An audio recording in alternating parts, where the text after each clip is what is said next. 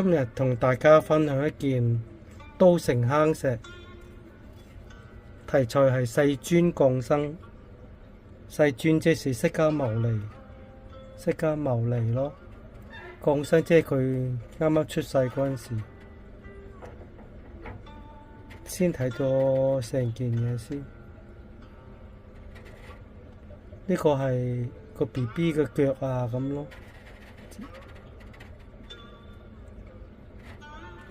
或者係佢出生嗰陣時，有龍噴水同佢沐浴咁樣咯。呢個係龍頭咯。咁啊，佢一出生啊，腳踏蓮花咯，所以好多蓮花喺度咯。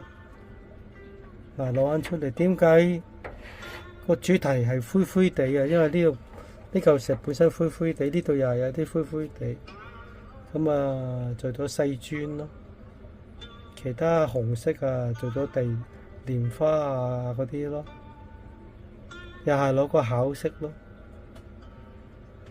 攞個巧色，都城坑石，呢個又係冇倒靈紋啊，但睇得出嘅，睇得出嘅。如果睇唔到嘅，咁就唔使理嗰啲人啦。係啊，其實呢件如果識嘅咧，都好明顯係都城坑，唔識嘅就唔好理佢啦。